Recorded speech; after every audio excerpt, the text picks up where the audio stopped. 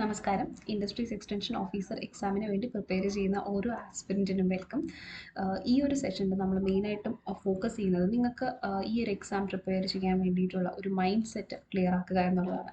നമുക്കറിയാം ഈയിടെയായിട്ട് industries extension ഓഫീസറിൻ്റെ confirmation വരികയും അതിൻ്റെ കൂടെ തന്നെ നമ്മുടെ പുതിയ അപ്ഡേറ്റഡ് സിലബസ് വന്നിട്ടുണ്ടായിരുന്നു. അപ്പോൾ ഈ അപ്ഡേറ്റഡ് സിലബസ് വന്ന ശേഷം എല്ലാവരുടെയും മനസ്സിൽ കുറേ ചോദ്യങ്ങളും കുറേ ആശങ്കകളും ഒക്കെ നിറഞ്ഞു നിൽക്കുന്ന ഒരു സമയമാണ്. അപ്പോൾ നമുക്കതൊന്ന് ക്ലിയർ ചെയ്തിട്ട് നമ്മളെ സ്റ്റഡീസ് വളരെയധികം വളരെയധികം പെട്ടെന്ന് തന്നെ സ്റ്റാർട്ട് ചെയ്യണം. അപ്പോൾ അതിന് വേണ്ടിയിട്ടുള്ള നിങ്ങൾക്കൊരു പുഷ് കിട്ടാൻ വേണ്ടിയിട്ടാണ് ഈ ഒരു വീഡിയോ ചെയ്യുന്നത്. അപ്പോൾ ഇതിൽ നിങ്ങൾക്ക് ആവശ്യമുള്ള എല്ലാ ഡീറ്റെയിൽസും ഉണ്ടാവും. ഈ ഒരു IEO പോസ്റ്റിനെ പറ്റിയിട്ടുള്ള കാര്യങ്ങൾ, ജസ്റ്റ് നോട്ടിഫിക്കേഷൻ നമുക്ക് കിട്ടിയിട്ടുണ്ടായിരുന്ന ഇൻഫർമേഷൻ, പിന്നെ ഇതിൻ്റെ സിലബസും കാര്യങ്ങളും എങ്ങനെയാണ്, നിങ്ങൾ എങ്ങനെ പഠിക്കണം എന്നുള്ളൊരു പ്ലാനും, അതോടൊപ്പം തന്നെ നിങ്ങളുടെ മൈൻഡിൽ ഇപ്പോഴത്തുള്ള കൺഫ്യൂഷൻസിനെയൊക്കെ ക്ലിയർ ചെയ്യാനായിട്ട് കുറച്ച് കാര്യങ്ങളും കൂടെ ടിപ്സ് പോലെ പറഞ്ഞു തരുന്നുണ്ടാവും. ഓക്കെ, സോ നമുക്ക് വേഗം തന്നെ വീഡിയോയിലേക്ക് കടക്കാം. സ്റ്റാർട്ടിങ് നമുക്ക് ഈ ഒരു പോസ്റ്റിനെ പറ്റിയിട്ട് നമുക്ക് നോക്കാം. കാറ്റഗറി നമ്പർ 030/2024 ആയിരുന്നു. ഇത് വരുന്നത് ഡിപ്പാർട്ട്മെൻറ്റ് ഓഫ് ഇൻഡസ്ട്രീസ് ആൻഡ് കൊമേഴ്സിൻ്റെ കീഴിലാണ് വരുന്നത്.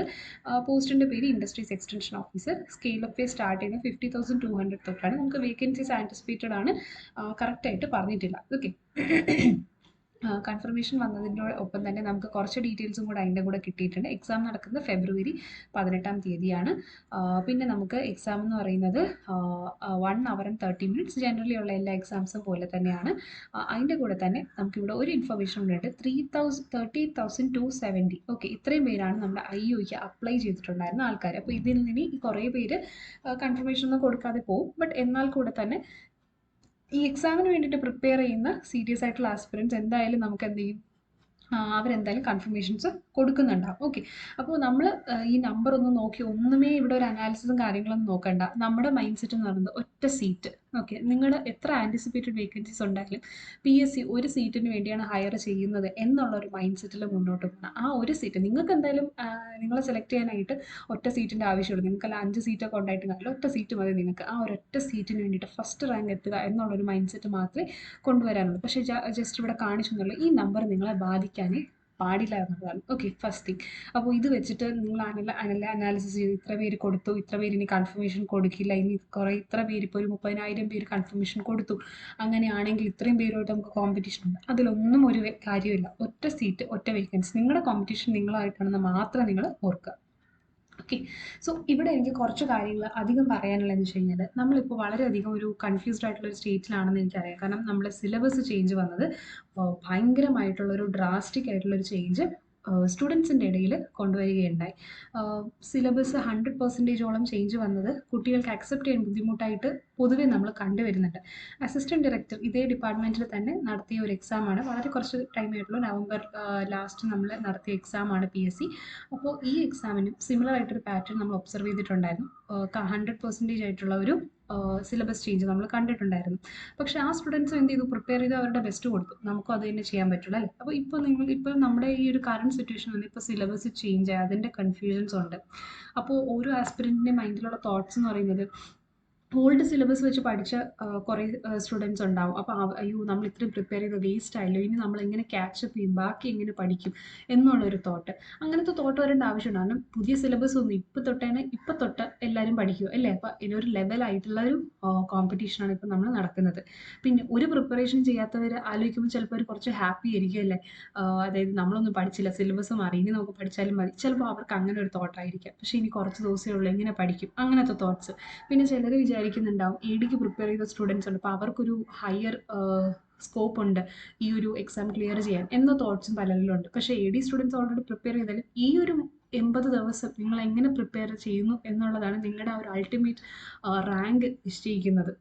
അതിപ്പോൾ ADക്ക് ഓൾറെഡി പ്രിപ്പയർ ചെയ്ത സ്റ്റുഡൻസ് ആണെങ്കിൽ പോലും. ഓക്കെ, അങ്ങനെ കുറേ കൺഫ്യൂഷൻസിൽ കിടക്കുവാണ്. അതിൻ്റെ ഇടയിൽ കൂടെ പലരും എന്ത് ചെയ്യുന്നു, ഇതിന് കോഴ്സ് എടുക്കണമോ, കോഴ്സ് എടുക്കേണ്ടയോ, കോഴ്സിൽ ജോയിൻ ചെയ്തിട്ട് അവർ അവിടെ കൺഫ്യൂസ്ഡ് ആണ്. അതായത് ADക്ക് പ്രിപ്പയർ ചെയ്തിട്ട് കുറേ കുട്ടികൾ എന്ത് ചെയ്തു, കോഴ്സ് ഹെൽപ്പ് ചെയ്തില്ല, ഇൻസ്റ്റിറ്റ്യൂട്ട്സിൽ പലയിടത്തും ജോയിൻ ചെയ്തിട്ട് ഹെൽപ്ഫുൾ ആയില്ല. അപ്പോൾ നമ്മൾ എന്ത് ചെയ്യും, അവർ അങ്ങനെയൊക്കെ കുറേ ഫീഡ്ബാക്ക്സ് സ്റ്റുഡൻസ് പലയിടത്തു നിന്ന് കളക്ട് ചെയ്ത് അവർ തന്നെ സ്വയം കൺഫ്യൂസ്ഡ് ആവുന്നുണ്ട്. ചിലർ ഓൾറെഡി കോഴ്സ് പർച്ചേസ് ചെയ്ത് വേറെ ഏതെങ്കിലും ഇൻസ്റ്റിറ്റ്യൂട്ടിൻ്റെ കോഴ്സ് പർച്ചേസ് ചെയ്തിട്ട് അവർ പഠിച്ചു തുടങ്ങുമ്പോഴത്തേക്ക് ഇങ്ങനൊരു ഫീഡ്ബാക്ക് ഒക്കെ നോക്കി നമ്മൾ ഇവരെ നോക്കി വിശ്വസിച്ച് പഠിച്ചിട്ട് കാര്യമുണ്ടോ എന്നൊരു തോട്ട് വരെ എത്തിപ്പോവും. പിന്നെ വരുന്നൊരു ഫീഡ്ബാക്ക് എന്ന് പറഞ്ഞാൽ ADയുടെ എക്സാമിന് കുറേ ക്വസ്റ്റ്യൻസ് ഔട്ട് ഓഫ് സിലബസ് ആയിരുന്നു. അങ്ങനെ കുറേ രീതിയിൽ പല പല പല ഫീഡ്ബാക്സും സ്റ്റുഡൻസിൻ്റെ നിന്ന് കിട്ടുന്നുണ്ട്. പക്ഷേ ജെന്യുവിൻലി നിങ്ങൾ ആരെങ്കിലും ആ കുട്ടിയോട് ചോദിച്ചു കഴിഞ്ഞാൽ നിങ്ങൾക്കറിയായിരിക്കും ആ കുട്ടിയുടെ 100% ഇട്ട ആ ഒരു എക്സാമിന് പ്രിപ്പയർ ചെയ്ത ശേഷമാണ് കുട്ടിക്ക് എക്സാം ഡിഫിക്കൽട്ട് ആണെന്ന് പറഞ്ഞത്. കാരണം നമ്മൾ ഈ ക്വസ്റ്റ്യൻ പേപ്പറൊക്കെ അനലൈസ് ചെയ്ത ശേഷമാണ് ഇങ്ങനത്തെ വീഡിയോസൊക്കെ എടുക്കുന്നത്.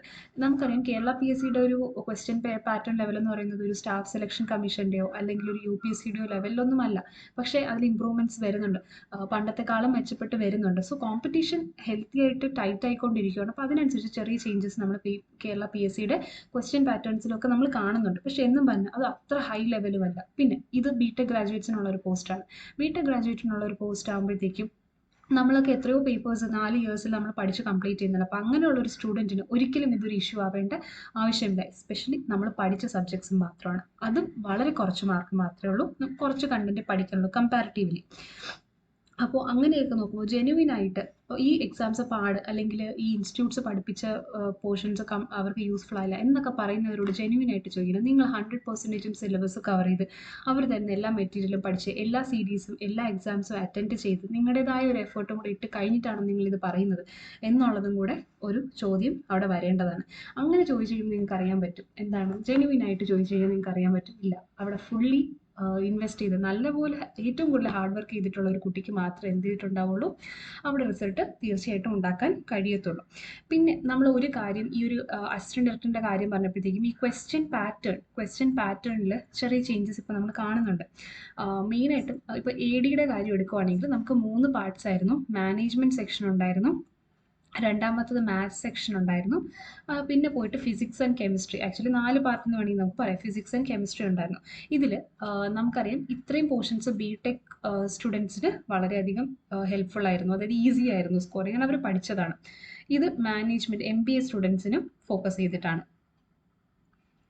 നമുക്കറിയാം AD എന്ന പോസ്റ്റ് BTech സ്റ്റുഡൻസിനും അതുപോലെ തന്നെ നമ്മുടെ MBA സ്റ്റുഡൻസിന് MBA ആയിട്ടുള്ള സ്റ്റുഡൻസിനും അപ്ലൈ ചെയ്യാൻ പറ്റുന്നൊരു പോസ്റ്റായിരുന്നു. അതുകൊണ്ട് അവരെയും കൂടെ കൺസിഡർ ചെയ്തിട്ടാണ് ഇങ്ങനെ ഒരു സിലബസ് കൊണ്ടുവന്നത്. അപ്പം സ്വാഭാവികമായിട്ടും നമ്മൾ ഒരു പോസ്റ്റ് ഗ്രാജുവേഷൻ ഇല്ലാത്ത BTech സ്റ്റുഡൻസ് പ്രൊഫഷണൽ ഡിഗ്രി ആണെങ്കിൽ കൂടെ അവരുടെ കൂടെ കമ്പീറ്റ് ചെയ്യാൻ അവർ കുറച്ച് അഡീഷണൽ സബ്ജക്ട്സ് പഠിക്കേണ്ട ഒരു ആവശ്യം വരികയും അതുപോലെ തന്നെ തിരിച്ചുമാണ് MBA സ്റ്റുഡൻസിന് കുറച്ച് BTech സബ്ജക്ട്സ് പഠിക്കേണ്ട ഒരു അവസ്ഥയും വന്നിട്ടുണ്ടായിരുന്നു. കമ്പയർ ചെയ്ത് നോക്കുമ്പോൾ IEO എക്സാമിൻ്റെ സിലബസ് എന്ന് പറഞ്ഞാൽ നിങ്ങൾക്ക് വളരെയധികം ഈസിയാണ് കമ്പയർ ചെയ്ത് നോക്കുമ്പോഴത്തേക്കും. കാരണം നിങ്ങൾക്ക് ഒരു മാനേജ്മെൻറ്റ് സെക്ഷൻ എന്ന് പറയുന്നത് ഇല്ല. അപ്പോൾ അത് നിങ്ങൾക്ക് വളരെ വലിയൊരു പ്ലസ് പോയിൻ്റാണ്. നിങ്ങളുടെ മെയിൻ ഫോക്കസ് എന്ന് പറഞ്ഞാൽ ADയുടെ സ്റ്റുഡൻസ് 3 മാസം കൊണ്ട് പഠിച്ചതിൽ 30%, ഇത് 30 മാർക്സോളം ഉണ്ടായിരുന്നു. ഓക്കെ, 30 മാർക്സ് ഉണ്ടായിരുന്ന ഈ ഒരു സെക്ഷൻ നിങ്ങൾക്ക് അവോയ്ഡായി കിട്ടി. അപ്പോൾ ആക്ച്വലി അവർ 70 മാർക്കിന് പഠിച്ച കണ്ടൻറ്റ് മാത്രം നിങ്ങൾക്ക് പഠിച്ചു കഴിഞ്ഞാൽ 100 മാർക്സിന് നിങ്ങൾ എക്സാം എഴുതാം. അത് നിങ്ങളുടെ ഒരു പ്ലസ് പോയിൻ്റാണ്. അത് നിങ്ങൾ അണ്ടർസ്റ്റാൻഡ് ചെയ്യേണ്ട വലിയൊരു ഫാക്ടറാണ്. ഓക്കെ, അപ്പോൾ അവിടെ തന്നെ നമ്മുടെ ഫസ്റ്റ് ആയിട്ടുള്ളൊരു പോയിന്റ് നമുക്ക് കിട്ടി. നമുക്ക് ഇനി എന്ത് ചെയ്യണം, നമ്മൾ ബാക്കിയുള്ളവരെ കമ്പയർ ചെയ്താൽ നമുക്ക് എങ്ങനെ ബെറ്റർ ആക്കാം എന്നുള്ളതാണ് നമ്മൾ നോക്കുന്നത്. പിന്നെ ഒരു കാര്യം കൂടെ അറിയേണ്ടത്, PSC ഇപ്പോൾ പുതിയ പുതിയ രീതിയിൽ പാറ്റേൺസിലൊക്കെ ക്വസ്റ്റ്യൻ കൊണ്ടുവരുന്നുണ്ട്. പക്ഷേ ഡിഫിക്കൽട്ടി ലെവൽ ഓരോ ക്വസ്റ്റ്യൻ്റെതും അവർ അഡ്ജസ്റ്റ് ചെയ്ത് തന്നെയാണ് വെച്ചിട്ടുള്ളത്. അപ്പോൾ നമ്മൾ ADയിൽ കണ്ടെന്ന് വെച്ച് കഴിഞ്ഞാൽ മാത്സ് എന്ന് പറയുന്നത് വെരി ഈസി ടു മോഡറേറ്റ് ആണ്. Very easy to moderate questions മാത്രമേ നമ്മൾ കണ്ടിട്ടുള്ളൂ. Very easy to moderate. ഫിസിക്സും കെമിസ്ട്രിയിലും ഒരു മോഡറേറ്റ് എന്ന് തന്നെ പറയാം. ഓക്കെ, പിന്നെ നമുക്ക് ഏറ്റവും കൂടുതൽ മാനേജ്മെൻറ്റിലാണ് വന്നത്. കാരണം മാനേജ്മെൻറ്റിൽ നമ്മൾ കണ്ടു റീസൺ അസേർഷൻ ടൈപ്പ് ക്വസ്റ്റ്യൻസ് നമ്മൾ കുറച്ചധികം അവിടെ കണ്ടിട്ടുണ്ട്. അപ്പോൾ ഈ റീസൺ അസേർഷൻ ടൈപ്പ് ക്വസ്റ്റ്യൻസ് ആണ് ഏറ്റവും കൂടുതൽ കുറച്ച് കൺഫ്യൂസിങ് ആയിട്ട് സ്റ്റുഡൻസിന് തോന്നിയത്. ഓക്കെ, സോ ഇങ്ങനെ എന്തായാലും നമുക്ക് നമ്മുടെ IEO എക്സാമിനും MCQസിൻ്റെ കൂടെ തന്നെ നമുക്ക് എക്സ്പെക്ട് ചെയ്യാൻ പറ്റുന്ന ഒരു ടൈപ്പ് പാറ്റേൺ ആണ് reason assertion questions. Okay, reason assertion നമുക്ക് കുറച്ച് കൺഫ്യൂസിങ് ആയിട്ട് വരാം. സോ അങ്ങനെ നമ്മൾ നമ്മുടെ ഫൗണ്ടേഷൻസ്, നമ്മുടെ ആ കണ്ടന്റ് തിയറി എന്ന് പറഞ്ഞാൽ നല്ല ബേസിക് ആയിട്ട് നമുക്ക് അറിയാമെങ്കിൽ നമുക്കിതൊന്നും ഒരു ഇഷ്യൂ ആവില്ല. ഓക്കെ, സോ അങ്ങനത്തെ ക്വസ്റ്റ്യൻസ് നമുക്ക് IEOയ്ക്ക് പ്രതീക്ഷിക്കാം. അത് നമ്മൾ പ്രാക്ടീസ് ചെയ്യണം. ഓക്കെ, സോ ഇത്രയും കാര്യങ്ങൾ നമുക്ക് ADയുടെ ഭാഗത്ത് നിന്ന് നോക്കുമ്പോൾ. ഓക്കെ, സോ ഇപ്പോഴത്തെ നിങ്ങളുടെ മൈൻഡ് സെറ്റിൽ നിങ്ങൾ ബാക്കിയുള്ള കാര്യങ്ങളൊന്നും ആലോചിക്കരുത്. ഇപ്പം നിങ്ങൾ എങ്ങനെ മുന്നോട്ട് പോകാം എന്നുള്ളത് മാത്രം വേണം നിങ്ങൾ ചിന്തിക്കാനായിട്ട്. ഓക്കെ, അപ്പോൾ നിങ്ങൾ ഇനി എന്ത് ചെയ്യണം? ഇപ്പം നിങ്ങൾക്ക് ADയുമായിട്ടുള്ളൊരു കമ്പാരിസനും കാര്യങ്ങളൊക്കെ നിങ്ങൾക്ക് കിട്ടി അല്ലേ? ഇനി നിങ്ങൾ എന്താ ചെയ്യേണ്ടത് അതാണ് ഞാൻ പറഞ്ഞുതരാൻ പോകുന്നത്. ഫസ്റ്റ് നിങ്ങൾ ഈ ഒരു സിലബസ് ചേഞ്ച് അക്സെപ്റ്റ് ചെയ്യണം. സിലബസ് ഈ ചേഞ്ച് വന്നത് നിങ്ങൾ മനസ്സുകൊണ്ട് അത് അക്സെപ്റ്റ് ചെയ്തേ പറ്റത്തുള്ളൂ. നിങ്ങൾ അത് അക്സെപ്റ്റ് ചെയ്യാത്തിടത്തോളം കാലം ഞാൻ ഈ പറഞ്ഞ കുറേ തോട്ട്സ് നിങ്ങളുടെ മൈൻഡിൽ കിടക്കും. നിങ്ങളുടെ ഫോക്കസ് ഈ കേരള PSC യിൽ നിന്നും പിന്നെ അതുപോലെ തന്നെ കോച്ചിങ് ഇൻസ്റ്റിറ്റ്യൂട്ട്സിൽ നിന്നും ഒഴിവാക്കണം. കോച്ചിങ് ഇൻസ്റ്റിറ്റ്യൂട്ട്സിൽ നിന്ന് ഒഴിവാക്കണം. അപ്പോൾ ഇവിടെ മെയിനായിട്ട് ഉദ്ദേശിക്കുന്നത് നിങ്ങൾ കോച്ചിങ് എടുക്കേണ്ട എന്ന് പറയുന്നതല്ല. ഇപ്പോൾ പലരും പറയുന്നൊരു PSC ഇങ്ങനെ ഒരു സിലബസ് ചേഞ്ച് കൊണ്ടുവരാൻ പാടില്ല, അതും കൺഫർമേഷൻ്റെ സമയത്ത്. പക്ഷേ അവരെ സംബന്ധിച്ചിടത്തോളം മുന്നത്തെ സിലബസിനെക്കാളും വളരെയധികം റെലവെൻ്റ് ആയിട്ടുള്ള ഒരു സിലബസാണ് ഇന്ന് നമുക്ക് പുതിയതായിട്ട് വന്ന സിലബസിൽ കാണപ്പെട്ടത്. അപ്പോൾ PSC എന്ന് പറയുന്നത് കുറച്ചുകൂടി റെലവെൻ്റ് ആയിട്ടുള്ള മാറ്റങ്ങൾ വരുന്നത്. അപ്പോൾ നിങ്ങൾ എത്രയൊക്കെ പോയി അവിടെ നിങ്ങൾ ഒബ്ജെക്ഷൻസ് പ്രൊവൈഡ് ചെയ്താലും നിങ്ങളുടെ സമയമാണ് നിങ്ങൾ വേസ്റ്റ് ആക്കുന്നത്. അല്ലാതെ അവിടെ PSC ഒരു ചേഞ്ച് വരുത്തുമെന്ന് നമ്മൾ പ്രതീക്ഷിച്ചിരുന്നിട്ട് കാര്യമില്ല. പിന്നെ അതുപോലെ തന്നെ കോച്ചിങ് ഇൻസ്റ്റിറ്റ്യൂട്ട്സിൽ ജോയിൻ ചെയ്താൽ അവർ നല്ലതായിട്ട് പ്രൊവൈഡ് ചെയ്യും, അങ്ങനത്തെ കുറേ തോട്ട്സ് ഉണ്ട്. അവർ പ്രോഫിറ്റിന് വേണ്ടിയാണ് വർക്ക് ചെയ്യുന്നത്, അപ്പോൾ അവരെന്തിനാണ് നമ്മൾ ചൂസ് ചെയ്യുന്നത്. ഇനി ചിലർ കോഴ്സ് എടുത്തിട്ട് ഇങ്ങനത്തെ കുറേ കൺഫ്യൂഷൻസ് ക്രിയേറ്റ് ചെയ്യുന്നവരുണ്ടാവും. അതൊന്നും നിങ്ങൾ ചിന്തിക്കുക. നിങ്ങളിപ്പോൾ കോഴ്സ് എടുത്തവരാവട്ടെ എടുക്കാത്തവരാവട്ടെ അത് നിങ്ങളുടെ ചോയ്സാണ്. എടുത്തവരാണെങ്കിൽ ആ ഇൻസ്റ്റിറ്റ്യൂട്ടിനെ ട്രസ്റ്റ് ചെയ്ത് പഠിക്കുക.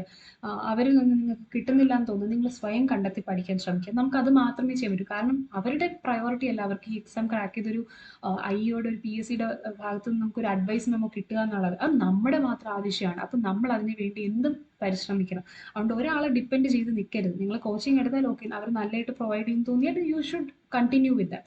ഇനി നിങ്ങൾക്ക് പറ്റുന്നില്ല എന്ന് തോന്നുന്നുണ്ടെങ്കിൽ നിങ്ങളുടെ ഭാഗത്തു നിന്ന് നിങ്ങൾ എഫേർട്ട് ഉണ്ടാവും. ഇൻസ്റ്റെഡ് ഓഫ് ബ്ലെയിമിങ് നിങ്ങൾ കംപ്ലയിൻറ്റ് ചെയ്തിരുന്നിട്ട് ഒരു കാര്യവുമില്ല. സോ നിങ്ങൾ മെയിനായിട്ടും ചെയ്യേണ്ടത് നിങ്ങളുടെ ഒരു കഴിവ് നിങ്ങൾ മാക്സിമം യൂട്ടിലൈസ് ചെയ്യുക എന്നുള്ളതാണ്. ഓക്കെ, അതിൻ്റെ കൂടെ തന്നെ നമ്മൾ ഇവിടെ ഫ്രീ ആയിട്ടുള്ള കുറേ ക്ലാസ്സസ് പ്രൊവൈഡ് ചെയ്യുന്നുണ്ട്. സോ നിങ്ങൾക്ക് അതും ഇതിൻ്റെ ഭാഗമായിട്ട് യൂസ് ചെയ്യാം, which is free of cost. So നമ്മൾ മെയിനായിട്ടും തിയറി MCQs ഒക്കെ ഡിസ്കസ് ചെയ്യുന്നുണ്ട്. സോ നിങ്ങൾക്ക് പറ്റുന്നതൊക്കെ നിങ്ങൾ യൂട്ടിലൈസ് ചെയ്യുക. ഓക്കെ, സോ ഇനി നമുക്ക് നോക്കേണ്ടതെന്ന് പറഞ്ഞു കഴിഞ്ഞാൽ വേറെ കുറച്ച് കാര്യങ്ങൾ. നിങ്ങളുടെ മൈൻഡ് സെറ്റ് ഞാനിവിടെ ഈ ഒരു ഹെഡിങ്ങിൽ കാണിച്ചിരിക്കുന്നുണ്ട്, യുവർ മൈൻഡ് സെറ്റ് മാറ്റേഴ്സ് ഇവിടെ കൊടുത്തിട്ടില്ലേ.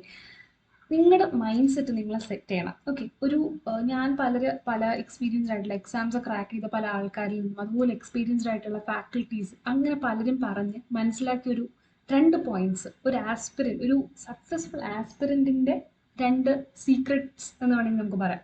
ഓക്കെ, അതാണ് ഞാനിവിടെ പറയാൻ വന്നത്. ഐ ഫെൽറ്റ് അത് ഭയങ്കര പവർഫുൾ ആയിട്ട് എനിക്ക് ഫീൽ ചെയ്തിട്ടുണ്ട്. ആ ഒരു പോയിന്റ് എനിക്ക് കേട്ടതിന് ശേഷം എനിക്ക് ഭയങ്കര ലൈഫിൽ യൂസ്ഫുൾ ആയിട്ട് എനിക്ക് തോന്നിയിട്ടുണ്ട്. സോ നിങ്ങൾക്കും ചിലപ്പോൾ അത് യൂസ്ഫുൾ ആകുമെന്ന് പറഞ്ഞിട്ടാണ് ഞാൻ ആ 2 പോയിന്റ്സ് നിങ്ങളായിട്ട് ഷെയർ ചെയ്യാൻ ഉദ്ദേശിക്കുന്നത്. Okay, so the first point എന്ന് പറയുന്നത് ഈസ് അഡാപ്റ്റബിലിറ്റി. ഓക്കെ, അഡാപ്റ്റബിലിറ്റി കൊണ്ട് ഞാൻ എന്താ ഉദ്ദേശിക്കുന്നത്, നമുക്കറിയാം നമ്മുടെ ചുറ്റും ഒത്തിരി ചേഞ്ചസ് വന്നുകൊണ്ടിരിക്കുകയാണ്. ആ ചേഞ്ചസ് ഒന്നും ഇപ്പം ഓരോ എക്സാം നടത്തുന്ന ഇൻസ്റ്റിറ്റ്യൂട്ട്സും വരുത്തുന്ന ചേഞ്ചസ് ഒന്നും നമുക്ക് എന്ത് ചെയ്യാൻ പറ്റില്ല, നമുക്ക് അതിലൊരു സേ ഇല്ല. പക്ഷെ നമുക്കെന്ന് പറഞ്ഞാൽ നമുക്കൊരു ജോലി ആവശ്യമാണ്. ജോലി ആവശ്യം എന്നൊരു തോട്ടിൽ ഇറങ്ങുന്ന ഒരു സീരിയസ് ആയിട്ടുള്ള ഒരു ആസ്പിറൻ്റ് നിന്ന് അഡാപ്റ്റ് ചെയ്യാൻ റെഡി ആയിരിക്കണം എന്നുള്ളതാണ്. അതായത് ഇപ്പം നിങ്ങളിപ്പോൾ ടെക്നിക്കൽ പഠിച്ച BTech സ്റ്റുഡൻസ് ആണ്, BTech ഗ്രാജുവേറ്റ്സ് ആണ്. അപ്പം നിങ്ങൾക്കെന്ന് പറഞ്ഞു കഴിഞ്ഞാൽ ഒത്തിരി ഓപ്പർച്യൂണിറ്റീസ് ഉണ്ട്. പക്ഷെ നിങ്ങൾ ചിലപ്പോൾ IU എക്സാമിന് മാത്രമായിരിക്കും പ്രിപ്പയർ ചെയ്യുന്നത്. പക്ഷെ അങ്ങനെ ആയിരിക്കും നിങ്ങളിപ്പോൾ ഓക്കെ IU എക്സാം വന്നു, കൺഫർമേഷൻ സിലബസ് നോക്കി നിങ്ങളൊരു 18 ഡേയ്സ് പഠിക്കുവാണ്. ഇത് കഴിഞ്ഞാൽ അടുത്ത പുതിയൊരു എക്സാമിന് നിങ്ങൾ പ്രിപ്പയർ ചെയ്യുമ്പോൾ നിങ്ങൾ സ്വിച്ച് ഇട്ടതുപോലെ എന്ത് ചെയ്യണം, അതിന് അഡാപ്റ്റ് ആവാൻ റെഡി ആയിരിക്കണം. ഇതിനേക്കാളും ഡിഫിക്കൽട്ടി ലെവൽ കൂടിയ എക്സാം ആകട്ടെ, കുറഞ്ഞതാകട്ടെ, കോമ്പറ്റീഷൻ കൂടിയതാകട്ടെ, ഏതൊരു സിറ്റുവേഷൻ ആണെങ്കിലും ഇറ്റ് ഷുഡിൻറ്റ് അഫക്റ്റ് യു. നിങ്ങളത് വളരെയധികം പോസിറ്റീവായിട്ട് തന്നെ ആക്സെപ്റ്റ് ചെയ്ത് ക്വിക്കായിട്ട് തന്നെ നിങ്ങൾ പഠിച്ചു തുടങ്ങണം. അവിടെ ഒരു ഡിലേ ഒന്നും വരുത്തരുത്. ആ അഡാപ്റ്റബിലിറ്റി നിങ്ങൾ ഫസ്റ്റ് കൊണ്ടുവരണം. ഈ സീസൺ മാറുന്നത് പോലെ നിങ്ങൾ എക്സാംസ് മാറി വരുമ്പോൾ അതിനനുസരിച്ച് സിലബസ് മാറിയാലും കണ്ടന്റ് മാറിയാലും ടൈം ഡ്യൂറേഷൻ മാറിയാലും നിങ്ങൾ അതിന് മാറി പഠിക്കാൻ വില്ലിങ് ആയിരിക്കണം. എന്നാൽ മാത്രമേ നിങ്ങൾക്ക് സക്സസ്ഫുൾ ആകാൻ പറ്റൂ. കാരണം നമ്മൾ അല്ലാതെ ഒരു ഒറ്റ എക്സാം നോക്കി അതിന് മാത്രം പ്രിപ്പയർ ചെയ്താൽ ചെയ്യുന്നവരുണ്ട്, പ്രശ്നം ഇല്ലെന്നല്ല. പക്ഷേ നമ്മളവിടെ നമ്മുടെ ഓപ്പർച്യൂണിറ്റീസ് നാരോ ഡൗൺ ചെയ്യുന്നത്. സോ നിങ്ങൾക്ക് ഒരു ജോലിയാണ് അത്യാവശ്യമെങ്കിൽ നിങ്ങൾ ഫോക്കസ് ചെയ്യുന്നതിൽ നിങ്ങൾക്ക് ആഗ്രഹമുള്ളതിൽ മെയിനായിട്ട് ഫോക്കസ് കൊടുക്കുക. പക്ഷെ ബാക്കി ടൈമിൽ നിങ്ങൾ എന്ത് ചെയ്യണം, ബാക്കി ഓപ്പർച്യൂണിറ്റീസിനെയും കൂടെ മാക്സിമം യൂട്ടിലൈസ് ചെയ്തേ പറ്റൂ. ഓക്കെ, സോ അതാണ് ഫസ്റ്റ് തിങ്. പിന്നെ ഹാർഡ് വർക്ക് ആൻഡ് കൺസിസ്റ്റൻസി. ഇതൊക്കെ നിങ്ങൾക്ക് തന്നെ അറിയാവുന്ന കാര്യമാണ്. ഇത് ഞാൻ അഡീഷണൽ ആയിട്ട് പറയേണ്ട ഒരു കാര്യവുമില്ല. നമുക്കറിയാം എത്രയോ പേര് സ്മാർട്ടാണ്, പക്ഷേ ഈ കോമ്പറ്റീറ്റീവ് എക്സാംസ് ക്രാക്ക് ചെയ്യുന്നത് വളരെയധികം കഷ്ടപ്പെട്ട് ഹാർഡ് വർക്ക് ചെയ്ത് വളരെയധികം ഡിസിപ്ലിൻഡ് ആയിട്ട് കൺസിസ്റ്റൻ്റ് ആയിട്ട് പഠിക്കുന്ന ആൾക്കാർ മാത്രം തന്നെയാണ് ടോപ്പായിട്ടുള്ള റാങ്കുകൾ നേടിയെടുത്ത് ജോലി നേടുന്നത്. സോ മെയിനായിട്ട് നിങ്ങൾ നല്ലപോലെ വർക്ക് ചെയ്യും. ഇപ്പം നിങ്ങൾ കോച്ചിങ് എടുത്തിട്ടുണ്ടെങ്കിൽ പോലും അവരവരുടെ മാക്സിമം ട്രൈ, പക്ഷെ നിങ്ങൾ മാക്സിമം നിങ്ങളുടെ എഫേർട്ട് ഇട്ടില്ല എന്നുണ്ടെങ്കിൽ നിങ്ങൾക്ക് ആ ഒരു റിസൾട്ട് കിട്ടില്ല. സോ നിങ്ങൾ ഡെയിലി നിങ്ങൾക്ക് ഓരോ ദിവസം, നമുക്കറിയാം എല്ലാ ദിവസവും ഒരുപോലെ ചിലപ്പോൾ ഇരിക്കില്ല. ഒരു ദിവസം 1 മണിക്കൂർ പഠിക്കാൻ വേണ്ടി ചിലപ്പോൾ ഒരു ദിവസം 5 മണിക്കൂർ പഠിക്കാൻ പറ്റും. പക്ഷെ നിങ്ങൾ എന്നും പഠിക്കണം. പിന്നെ ഒരു ചെറിയ രീതിയിലെങ്കിലും ഗോൾസ് സെറ്റ് ചെയ്ത് നോക്കി, ഈ വീക്കിൽ എനിക്ക് ഇത്ര പോർഷൻസ് എങ്കിലും കംപ്ലീറ്റ് ചെയ്യണം എന്ന രീതിയിൽ ഒരു പ്രോഗ്രസ് നിങ്ങൾക്ക് ഉണ്ടാകുന്നു എന്ന് നിങ്ങൾക്ക് തന്നെ ഫീൽ ചെയ്യണം. ആ രീതിയിൽ നിങ്ങൾ കൺസിസ്റ്റൻ്റ് ആയിട്ട് വർക്ക് ചെയ്ത് കൊണ്ടേയിരിക്കണം. ആക്ച്വലി ഇപ്പം നിങ്ങൾ പലയിടത്തും പറഞ്ഞു ഈ അസിസ്റ്റന്റ് ഡയറക്ടറിന് പഠിച്ച സ്റ്റുഡൻസിന് ഇതിലൊരു ഒരു പോസിറ്റീവ് സൈഡ് ഉണ്ട്, അവർക്ക് ഇനി കുറച്ച് പഠിച്ചാൽ മാത്രം മതി അല്ലെങ്കിൽ കുറച്ച് പ്രാക്ടീസ് മാത്രം ചെയ്താൽ മതി എന്നൊരു തോട്ട്. പക്ഷെ അങ്ങനെയല്ല, അവർ ചിലപ്പോൾ പഠിച്ചു കാണും, പക്ഷെ അവർ അത്രയും ഈ ഒരു 80 ഡേയ്സ് അത്രയും എഫേർട്ട് ഇട്ടില്ല എന്നുണ്ടെങ്കിൽ അവർക്കും എന്ത് ചെയ്യില്ല, സ്കോർ ചെയ്യാൻ പറ്റില്ല. സോ അങ്ങനെയൊന്നും നോക്കണ്ട, നിങ്ങൾക്ക് ഒരു സീറ്റ്, ഒരു വേക്കൻസി ഉണ്ട്, അതിലെത്തിക്ക് നിങ്ങൾ നന്നായിട്ട് പരിശ്രമിച്ചാൽ ഈ 80 ഡേയ്സ് മോർ ദാൻ ഇനഫ് ആണ്. ഓക്കെ, സോ ഇത്രയും കാര്യങ്ങളാണ് എനിക്ക് മെയിനായിട്ട് നിങ്ങളോട് ഷെയർ ചെയ്യാനായിട്ടുള്ള കുറച്ച് കാര്യങ്ങളൊന്നും ഉണ്ടായിരുന്നത്. ഇനി നമുക്ക് നോക്കേണ്ടത് മെയിനായിട്ടും സിലബസിൻ്റെ കാര്യങ്ങളാണ്. നമ്മൾ സിലബസ് മാത്രം ഒരു ചെറിയൊരു സിമ്പിൾ ഡിസ്കഷൻ വീഡിയോ ഓൾറെഡി ചെയ്തിട്ടുണ്ട്, വേണമെങ്കിൽ നിങ്ങൾക്ക് അത് നോക്കാം. പക്ഷേ ഇത് കുറച്ചുകൂടി ഡീറ്റെയിൽഡ് ആയിട്ടുള്ള ഒരു സിലബസ് ഡിസ്കഷനാണ്. അപ്പോൾ ഇവിടെ നിങ്ങൾക്ക് കാണാം മാർക്ക് ഡിസ്ട്രിബ്യൂഷൻ എങ്ങനെ വരുന്നു എന്നുള്ളത്. എഞ്ചിനീയറിംഗ് മാത്സ് ഉണ്ട്, ഫിസിക്സ് ഉണ്ട്, കെമിസ്ട്രി ഉണ്ട്. അതിൽ ഏറ്റവും കൂടുതൽ മൊഡ്യൂൾസ് ഉള്ളത് മാത്സിലാണ്. ആൻഡ് അതിൽ നിന്ന് നമുക്ക് കിട്ടുന്നത് 40 മാർക്കുകളാണ്. ഫിസിക്സും കെമിസ്ട്രിയും 3 മൊഡ്യൂൾസേ വെച്ചുള്ളൂ, കമ്പാരിറ്റീവ്ലി ചെറിയ മൊഡ്യൂൾസ് ആണ്. അങ്ങനെ തിയറി ആയതുകൊണ്ട് മാത്സ് പോലെ ഒത്തിരി ചെയ്ത് പഠിക്കാനൊന്നും നമുക്കില്ല. എന്നാലും ഇക്വേഷൻസും കാര്യങ്ങളൊക്കെ ഉണ്ട്, ബട്ട് കണ്ടന്റ് കമ്പാരിറ്റീവ്ലി കുറവാണ്.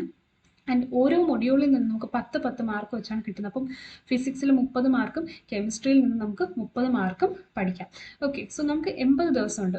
നിങ്ങളുടെ ഫോക്കസ് എന്ന് പറയുന്നത് സിലബസ് കംപ്ലീഷൻ ആൻഡ് പ്രാക്ടീസിലായിരിക്കണം. ഓക്കെ, എന്ത് വന്നാലും നിങ്ങൾ സിലബസ് കംപ്ലീറ്റ് ചെയ്തിട്ടേ എക്സാമിന് പോകുകയുള്ളൂ. ആൻഡ് മാക്സിമം MCQs പ്രാക്ടീസ് ചെയ്യണം എന്നുള്ളത് തന്നെയായിരിക്കണം നിങ്ങളുടെ മെയിൻ ആയിട്ടുള്ള മോട്ടീവ് എന്ന് പറയുന്നത്.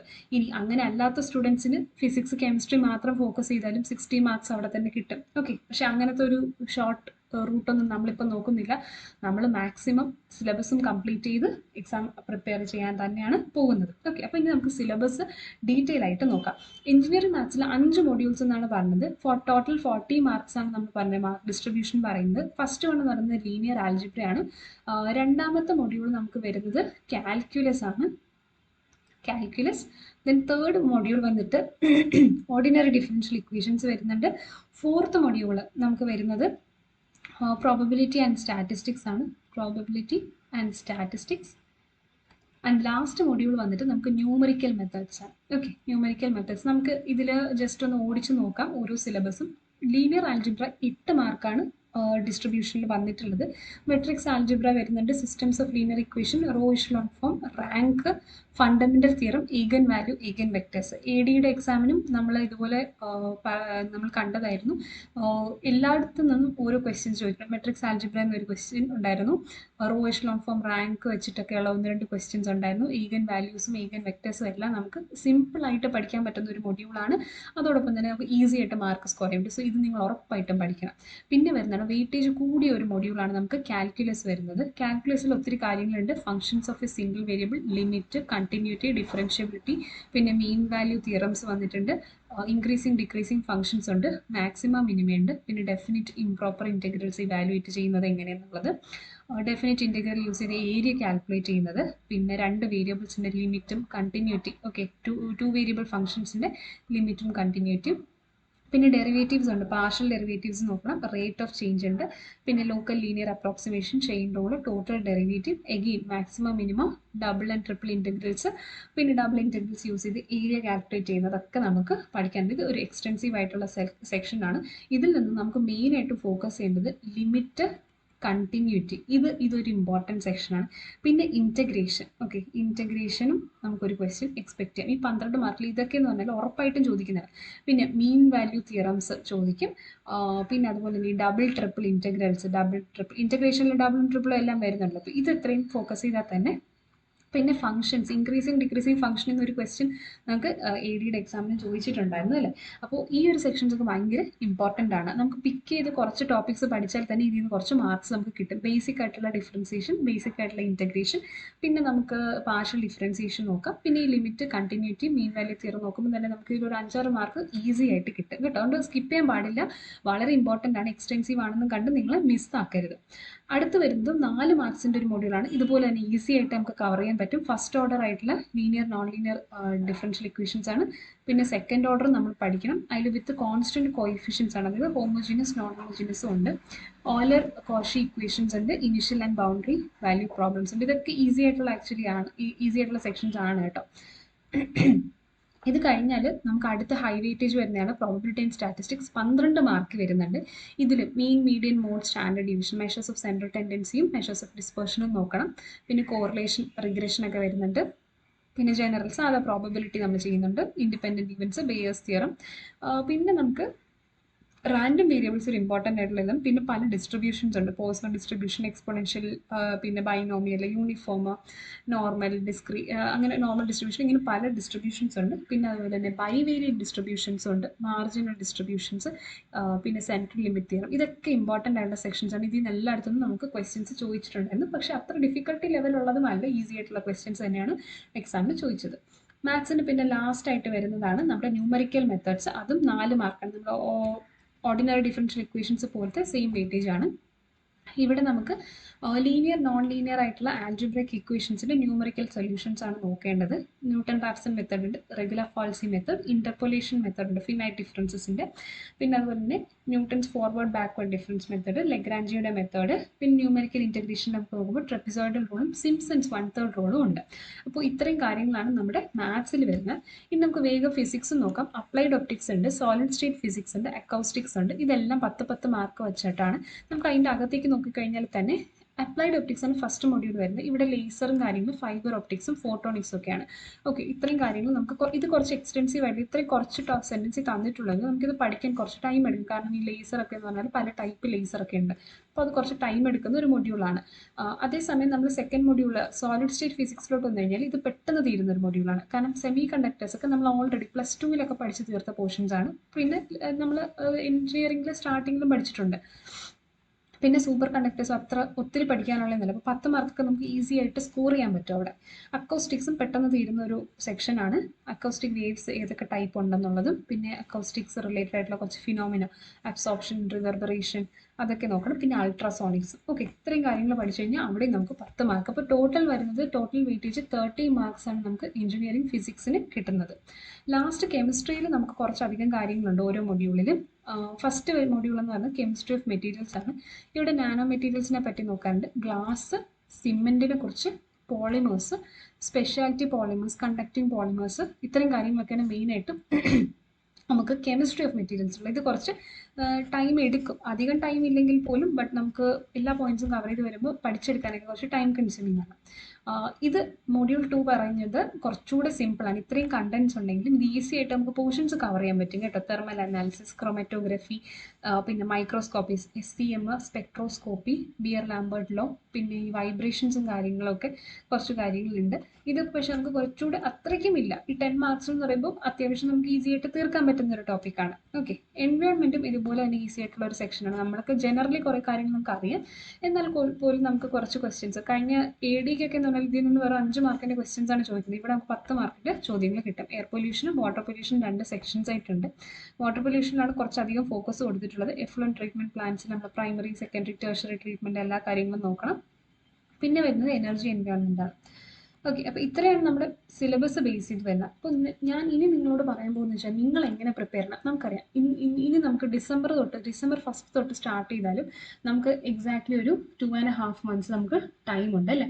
അപ്പോൾ ഈ 2.5 months നമ്മൾ എങ്ങനെ പോർഷൻസ് കംപ്ലീറ്റ് ചെയ്ത് നമ്മൾ പ്രോപ്പറായിട്ട് എക്സാമിന് പ്രിപ്പയർ ചെയ്യാം. ഇത് എൻ്റേതായൊരു പ്ലാനാണ്. നിങ്ങൾക്ക് നിങ്ങളുടേതായ രീതിയിൽ മോഡിഫൈ ചെയ്യാം. This is A monthly strategy. ഇപ്പം നമ്മൾ ഡെയിലി എത്ര പഠിക്കണം, നമ്മൾ ഓവർലി സ്ട്രെസ്ഡ് ആവും അല്ലേ. അപ്പോൾ നിങ്ങൾക്ക് കുറച്ചുകൂടി ഈസി ആയിട്ട് നോക്കാൻ വേണ്ടിയിട്ടാണ് ഞാൻ ഈ ഒരു മന്ത്ലി സ്ട്രാറ്റജി പറയുന്നത്. ഇതിൻ്റെ ചെറിയൊരു ഗ്ലിംസ് ഞാൻ മുന്നത്തെ വീഡിയോയിൽ നിങ്ങളായിട്ട് ഡിസ്കസ് ചെയ്തിട്ടുണ്ടായിരുന്നു. സോ ഫസ്റ്റ് എന്ന് പറഞ്ഞാൽ ഡിസംബർ മാസത്തിൽ നിങ്ങൾ എന്തൊക്കെ കംപ്ലീറ്റ് ചെയ്യണം. മാത്സിൽ നിങ്ങൾ ഈസി ആയിട്ടുള്ള, അതായത് കുറച്ച് മാർക്ക് ഡിസ്ട്രിബ്യൂഷൻ വരുന്ന 2 സെക്ഷൻസും 2 മൊഡ്യൂൾസും പിന്നെ ഹൈ വെയിറ്റേജ് ഉള്ള ഒരു മൊഡ്യൂൾ സ്റ്റാർട്ടും ചെയ്ത് വയ്ക്കണം. അതാണ് മെയിനായിട്ട് ഞാനിവിടെ മാത്സിൽ ഉദ്ദേശിക്കുന്നത്. ലീനിയർ ആൽജിബ്ര ഈസിയാണ്, ന്യൂമറിക്കൽ മെത്തേഡ്സ് ഈസിയാണ്. പിന്നെ അത് രണ്ടും കംപ്ലീറ്റ് ചെയ്യണം. കാൽക്കുലസ് നിങ്ങളൊന്ന് സ്റ്റാർട്ട് ചെയ്തൊരു 50% ഓഫ് ദ ടോപ്പിക് കംപ്ലീറ്റ് ചെയ്യണം. ഫിസിക്സിലും നിങ്ങൾ ഈസി ആയിട്ടുള്ള 2 മൊഡ്യൂൾ, അതായത് ഞാൻ പറഞ്ഞു ഫസ്റ്റ് മൊഡ്യൂൾ കുറച്ച് എക്സ്റ്റെൻസീവ് ആണ്. അപ്പോൾ അക്കോസ്റ്റിക്സും സോളിഡ് സ്റ്റേറ്റ് ഫിസിക്സും നിങ്ങൾ ഡിസംബറിൽ കംപ്ലീറ്റ് ചെയ്യണം. അപ്പോൾ ഇത്രയും ടോപ്പിക്സ് നമുക്ക് ഓൾറെഡി ഉണ്ട്. കെമിസ്ട്രിയിൽ നമ്മൾ കുറച്ച് എടുക്കുന്നുള്ളൂ. കെമിസ്ട്രി ഓഫ് മെറ്റീരിയൽസ് മാത്രമേ നമ്മൾ പഠിക്കുന്നുള്ളൂ. അപ്പോഴത്തേക്കും തന്നെ നമുക്ക് ഏകദേശം കുറേ പോർഷൻസ് കവർ ആയില്ലേ. ഇനി അടുത്ത് ജനുവരിയിലോട്ട് വരുമ്പോൾ എന്താ, ഈ പെൻഡിങ് ഉള്ള 50% കാൽക്കുലസ് നമ്മൾ കംപ്ലീറ്റ് ചെയ്യുക. ഓർഡിനറി ഡിഫറൻഷ്യൽ ഇക്വേഷൻസ് ബാക്കിയുള്ള ചെറിയൊരു മൊഡ്യൂൾ അതും കംപ്ലീറ്റ് ചെയ്യുക. പ്രോബബിലിറ്റി ആൻഡ് സ്റ്റാറ്റിസ്റ്റിക്സിൻ്റെ ഒരു 50% കംപ്ലീറ്റ് ചെയ്യുക. എഞ്ചിനീയറിംഗ് ഫിസിക്സിൽ പെൻഡിങ് ആയിട്ടുള്ള മൊഡ്യൂൾ അപ്ലൈഡ് ഒപ്റ്റിക്സ് നമുക്ക് ടൈം എടുത്ത് പഠിക്കാനുണ്ട്. പിന്നെ വരുന്ന എഞ്ചിനീയറിംഗ് കെമിസ്ട്രിയിലെ ബാക്കി 2 മൊഡ്യൂൾസ് ഇൻസ്ട്രുമെൻ്റൽ മെത്തേഡ്സ് ഓഫ് അനാലിസിസും എൻവയോൺമെൻറ്റും ജനുവരിയിൽ പഠിച്ചു തീർക്കാം. അപ്പോൾ നമുക്കിനി ആകെ പഠിച്ചു തീർക്കാൻ എത്ര മാത്രമേ ഉള്ളൂ? പ്രോബബിലിറ്റി സ്റ്റാറ്റിസ്റ്റിക്സിൻ്റെ ബാക്കി 50% ആണ്. അതൊക്കെ ഈസി ആയിട്ടുള്ള സെക്ഷൻസ് ആണ് കേട്ടോ. അപ്പോൾ അതും നമുക്ക് പഠിച്ചുകൊണ്ട് 15 ദിവസം നമുക്ക് പ്രോപ്പർ റിവിഷനാണ് എക്സ്പെക്ട് ചെയ്യുന്നത്. നമ്മളിപ്പോൾ 100% ഭയങ്കര റോബോട്ടിക് ആയിട്ട് പഠിക്കുക എന്നൊന്നും പറയുന്നില്ല. പക്ഷേ ഇത് കുറച്ചുകൂടെ ഒരു പ്രാക്ടിക്കലായിട്ട് നിങ്ങൾക്ക് ടൈം എടുത്ത് ചെയ്യാൻ പറ്റും. ഇപ്പം ഈ അക്കോസ്റ്റിക്സ് നമ്മൾ KTUവിനൊക്കെ, അല്ലെങ്കിൽ KTU എന്ന് പറയുന്നില്ല, നമ്മൾ എഞ്ചിനീയറിംഗിന് പഠിച്ചിരുന്ന സമയത്തൊക്കെ എക്സാമിൻ്റെ തലേ ദിവസം നമ്മൾ 5-6 മൊഡ്യൂൾസ് പഠിച്ച് തീർത്ത് എക്സാമിന് പോകുന്ന സ്റ്റുഡൻസ് ഉണ്ട്. അപ്പോൾ നമുക്കിതൊക്കെ ഈസി ആയിട്ട് ക്രാക്ക് ചെയ്യാൻ പറ്റും. അപ്പോൾ നിങ്ങൾ കുറച്ച് ടൈമിൽ കുറേ പോർഷൻസ് കവർ ചെയ്യുക. ഫസ്റ്റ് തിയറി ജസ്റ്റ് കംപ്ലീറ്റ് ചെയ്യുക, എന്നിട്ട് റിവൈസ് ചെയ്തുകൊണ്ടേ ഇരിക്കുക. ഇപ്പം ഈ അക്കോസ്റ്റിക്സും സോളിഡ് സ്റ്റേറ്റ് ഫിസിക്സും ഒക്കെ ഓരോ ദിവസം കൊണ്ട് നിങ്ങൾ തീർക്കുന്ന രീതിയിൽ കണ്ടന്റ് നോക്കി പോവുക. കെമിസ്ട്രി ഓഫ് മെറ്റീരിയൽസ് 1-2 ദിവസം. മാത്സിനൊക്കെ നിങ്ങൾ കൂടുതൽ ടൈം ഇൻവെസ്റ്റ് ചെയ്യുക. ഓക്കെ, അങ്ങനെ പോയി കഴിഞ്ഞാൽ ക്വിക്കായിട്ട് നിങ്ങൾ ടൈം കുറേ നോക്കിക്കളയാതെ പെട്ടെന്ന് തീർക്കാൻ നോക്കുക.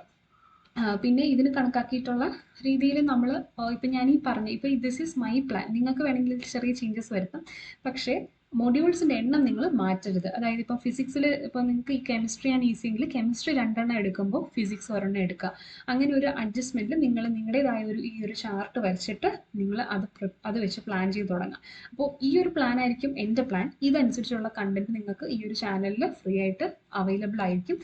നമ്മൾ മെയിനായിട്ട് ഫോക്കസ് ചെയ്യുന്നത് മാത്സിൽ നമ്മൾ MCQs മാത്രമേ ചെയ്യുന്നുള്ളൂ. അതായത് MCQs മാത്രം എന്ന് പറയുമ്പോൾ തിയറി വെറുതെ നമ്മൾ പറഞ്ഞിട്ട് കാര്യമില്ല. നമ്മുടെ സിലബസിൽ ഒരു ഓർഡറിൽ എന്നതൊക്കെയാണ് കവർ ചെയ്യേണ്ടതെന്ന് പറഞ്ഞിട്ടുണ്ട്. അപ്പോൾ ആ പോർഷൻസ് നമ്മൾ എന്ത് ചെയ്യുന്നുണ്ട്, ആ ഓർഡറിൽ തന്നെ ക്വസ്റ്റ്യൻസ് വെച്ചിട്ട് നമ്മൾ എന്ത് ചെയ്യും, പ്രാക്ടീസ് ചെയ്ത് കവർ ചെയ്യാനാണ് ഉദ്ദേശിക്കുന്നത്. അപ്പോൾ തന്നെ നിങ്ങൾക്ക് അതിൻ്റെ കൂടെ തന്നെ ആ കണ്ടന്റും കവറായി പോകുന്നുണ്ടാവും.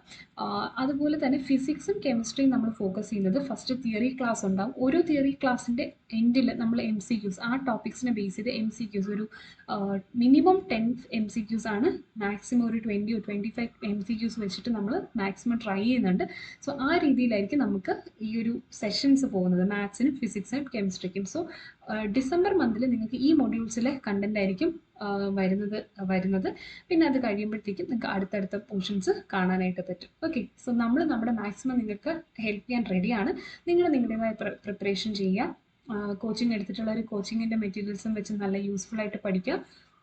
ഇല്ലാത്തവർക്ക് ഇതുപോലെ ഫ്രീ ആയിട്ട് മെറ്റീരിയൽസ് നമുക്ക് യൂട്യൂബിൽ അവൈലബിൾ ആണ്. നമ്മൾ ഇനി പോസ്റ്റ് ചെയ്യുന്നുണ്ട്. അപ്പോൾ അതിലൊക്കെ നോക്കി നിങ്ങൾക്ക് റെഫർ ചെയ്ത് പഠിക്കാവുന്നതാണ്. ഓക്കെ, സോ ഹോപ്പ്ഫുള്ളി നിങ്ങൾക്കും നന്നായിട്ട് പ്രിപ്പറേഷൻ ചെയ്ത് ഈ ഒരു എക്സാം നല്ല രീതിയിൽ ക്രാക്ക് ചെയ്യാൻ പറ്റുമെന്ന് വിശ്വസിക്കുന്നു. So all the best to all the IEO aspirants and good luck. See you in the next video. Bye.